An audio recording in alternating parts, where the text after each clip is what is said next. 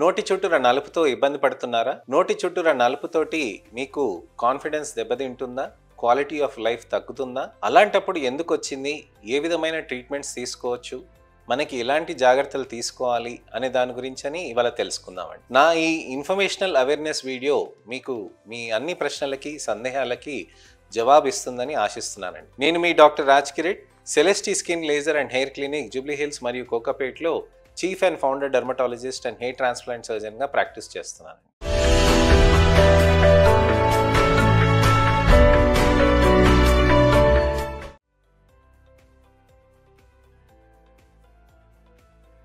చాలామందికి మూతి చుట్టూన నలుపు ఉంటుందండి.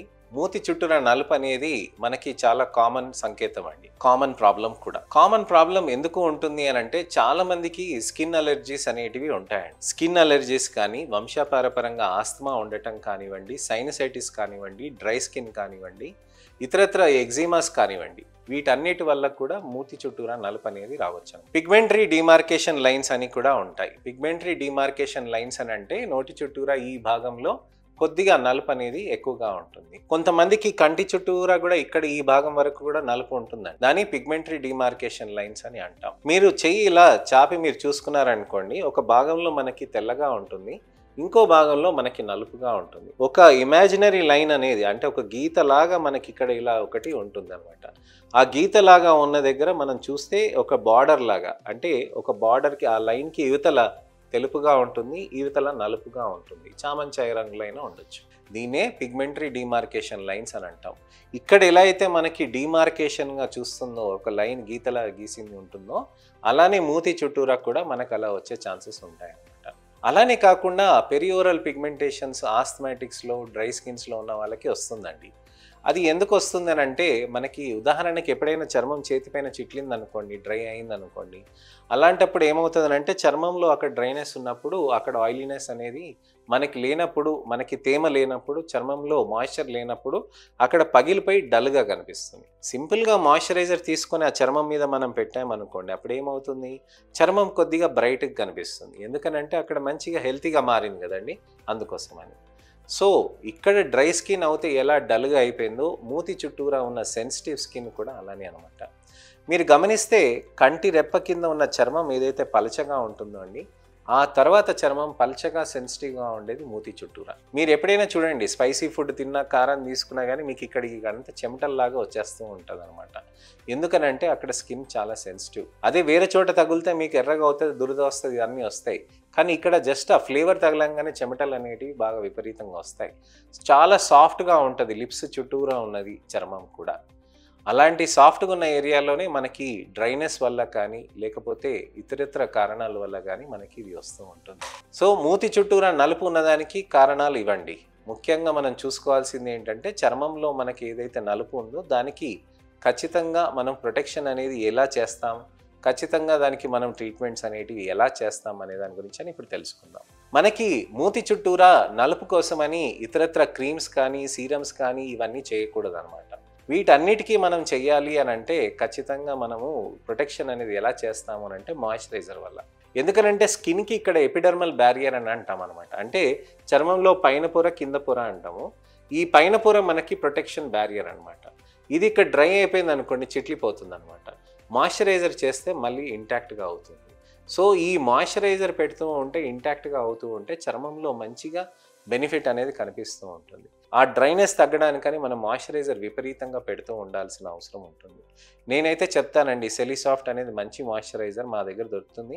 హైలురానిక్ యాసిడ్ సెరమైడ్ బేస్డ్ మాయిశ్చరైజర్. చక్కగా సాఫ్ట్గా ఫీల్ అవుతూ ఉంటాం అనమాట. ఇక్కడ మనం మాయిశ్చరైజర్ పెట్టుకుంటే చర్మానికి మనకి చాలా బాగుంటుంది.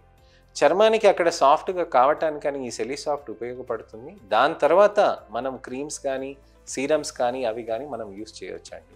దానితోటి బెనిఫిట్స్ అవుతూ ఉంటాయి.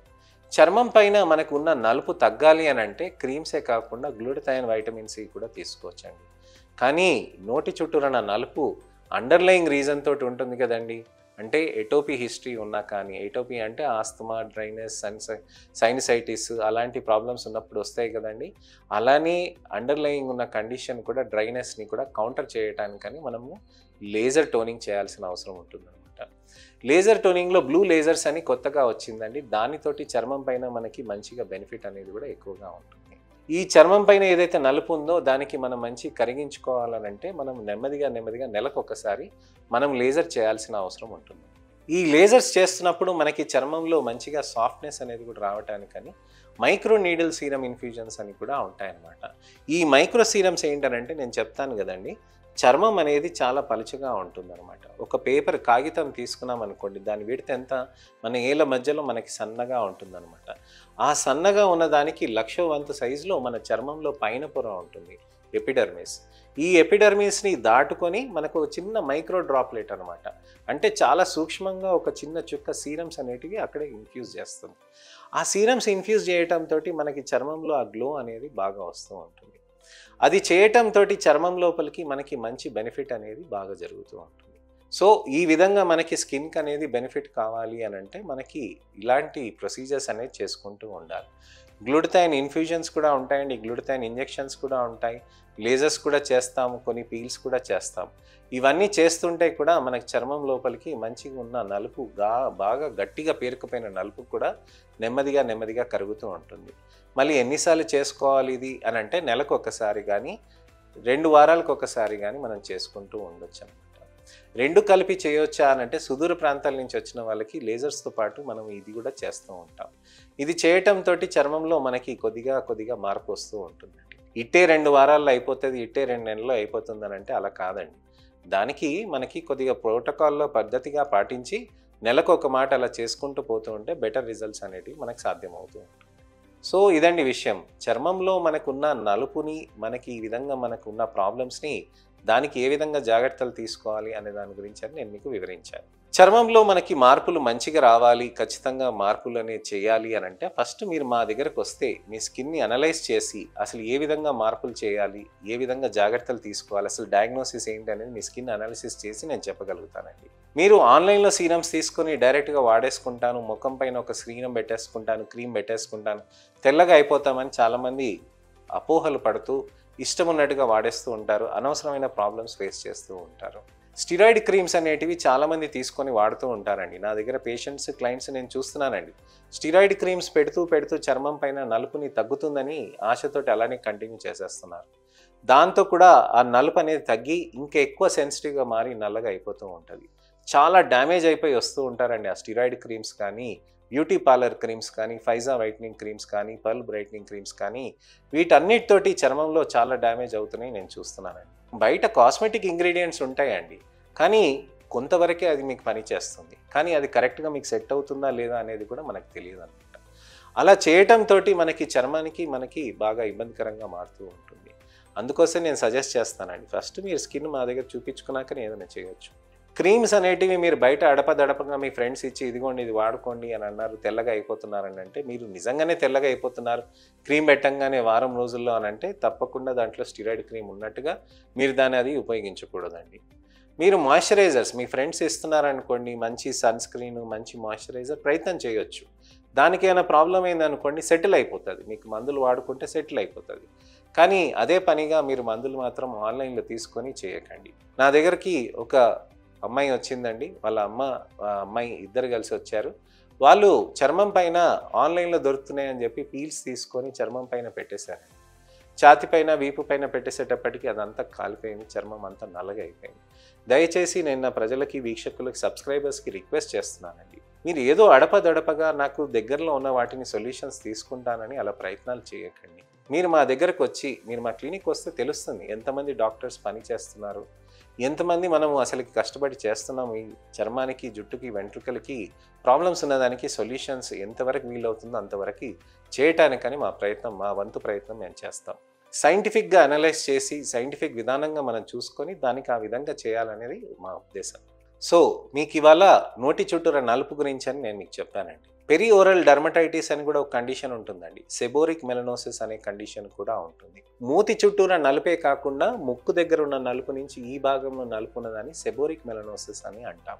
హెయిర్ డై ఇండ్యూస్డ్ పిగ్మెంటేషన్స్ కూడా ఉంటాయండి, మూతికి గడ్డం దగ్గర ఉన్న దగ్గర మీసాల దగ్గర ఉన్నప్పుడు హెయిర్ డై వేసినప్పుడు దాంతో కూడా నలుపు వచ్చే ఛాన్సెస్ కూడా ఎక్కువగా ఉంటాయి. లైకెన్ ప్లానస్ పిగ్మెంటోసస్ అనే కండిషన్స్ కూడా ఉంటాయి. ఈ లైకెన్ ప్లానస్ పిగ్మెంటోసస్ అనే కండిషన్స్ కూడా చర్మం పైన నలుపుతోటి పేరుకుపోయి దాంతో కూడా బాగా ఇబ్బందికరంగా మారుతూ ఉంటుంది. సో ఈ విధంగా మనకి బెనిఫిట్ కావాలి అని అంటే మాత్రం మనము లేజర్స్ పీల్స్ అనేటివి మనం చేసుకోవాలండి. సో కేవలం మనకి ఈ విధంగా డయాగ్నోసిస్ ఉంది, ఇదే కామన్ కండిషన్, నలుపు ఉందంటే ట్యానింగ్ ఉంది, నేను దానికి ఒక క్రీమ్ తీసుకుంటాను, అలా చేయకండి. మీకు వివిధ రకాలైన కండిషన్స్ ఉండే ఆస్కారం ఉంటుంది. సో దానికి ఆ విధంగా మనం సెట్ చేసుకొని దానికి ఆ విధంగా మనం చేసుకుంటే మంచి రిజల్ట్స్ అనేటివి సాధ్యమవుతూ ఉంటుంది. సో చర్మంలో మనకి ఇంప్రూవ్మెంట్ రావాలి అని అంటే ఈ విధంగా మనం డయాగ్నోస్ చేసుకొని దానికి ఏ విధంగా మనం ప్రోడక్ట్స్ పడుతున్నాయి, మీ స్కిన్కి సెట్ అయిందా లేదా, ఒక ప్రోడక్ట్ వాడినాక మళ్ళీ తర్వాత ఏమైనా ఇబ్బందులు అవుతున్నాయా లేవా చూసుకొని, ఏది పని చేస్తుంది ఏది పని చేయట్లేదు అనేది చూసుకొని, దాంతోపాటు మనం లేజర్స్ పీల్స్ మొదటి రోజు నుంచే మొదలెడితే కొన్ని నెలల పాటు మనం చేస్తే మంచి రిజల్ట్స్ అనేటివి మనకి సాధ్యమవుతూ ఉంటుంది. సో చర్మంలో మనకి రిజల్ట్ రావాలి అని అంటే వెంట్రుకలకి జుట్టుకి మనకి కొన్ని నెలల పాటు మనం చేయాల్సిన అవసరం ఉంటుంది. సో ఈ విధంగా మనం ప్రయత్నాలు చేసండి మనము మంచిగా రిజల్ట్స్ అనేటివి మనం తెచ్చుకోవచ్చండి. సో చర్మానికి మనకి ఈ విధంగా మనం కన్సిస్టెంట్గా పర్సిస్టెంట్గా మనం చేస్తే మంచి రిజల్ట్స్ అనేటివి మనం సాధించుకోవచ్చు. ఇవాళ మనం తెలుసుకున్నాం కదండి నోటి చుట్టూరన్న పిగ్మెంటేషన్స్కి మనకి ఏ విధంగా వాడుకోవాలి, ఏది చేయాలని దాని గురించి. సన్ స్క్రీన్స్ కూడా నేను చెప్తానండి, నోటి చుట్టూరా సాఫ్ట్గా పెట్టాలి, సన్నపుర అని కాదండి, దానికి కొద్దిగా ఇరిటేషన్ లేకుండా పెదవుల పై భాగంలో మనకి టచ్ చేయకుండా, పెదవుల కింద భాగంలో టచ్ చేయకుండా కొద్దిగా దూరం అంత వరకు మనం పెట్టుకోవచ్చండి. పెదవుల పైన కొంతమందికి నలుపు వస్తూ ఉంటుందండి. పెదవుల పైన నలుపు వచ్చినప్పుడు అది మంగు మచ్చలతోటి రావచ్చండి, లేక సెబోరిక్ మెలనోసిస్ తోటైనా రావచ్చు, ఎటోపిక్ కండిషన్ ఉన్నప్పుడు కూడా రావచ్చు అనమాట. అంటే ఈ భాగంలో మనకి నలుపు వస్తూ ఉంటుంది. మంగు మచ్చలు కూడా రావచ్చండి, సెంట్రోఫేషియల్ అని అంటాం అనమాట. సెంట్రోఫేషియల్ వెరైటీలో మనకి ఇక్కడ ఈ భాగం ముక్కు పైన, అలానే పెదవుల పైన, అలానే నుదుటి పైన, మనకి చెంప దగ్గర ఇక్కడ నుదుటి పైన ఇక్కడ మనకి ఈ భాగంలో మనకు వచ్చిందని నలుపు కూడా ఉంటుందన్నమాట. ఈ మంగు మచ్చలకి వేరే లేజర్స్ ఉంటాయండి. సెబోరిక్ మెలనోసిస్కి వేరే పీల్స్ ఉంటాయి, స్పెషల్ పీల్స్. అలానే మీరు పెరియోరల్ పిగ్మెంటేషన్స్కి లేజర్స్, బ్లూ లేజర్స్, డర్మాఫ్రాక్స్ ఇవన్నీ ఉంటాయి. సో ఒక్కొక్క కండిషన్కి ఒక్కొక్క విధంగా ఉంటుందండి. ఒక క్రీమ్ మనం వాడేసుకున్నాం, ఒక సీరం వాడేసుకున్నాం అని అంటే అలా కాదండి. దానికి పద్ధతి ప్రకారంగా మనం చేసుకుంటూ పోతే మనకి తెలుస్తుంది. సో ఇదండి విషయం. కారణాలు అనేటివి అనేకం ఉంటాయి, వాటన్నిటి గురించి నేను వివరించాను. థెరపీస్ అనే దాని గురించి కూడా నేను వివరించాను.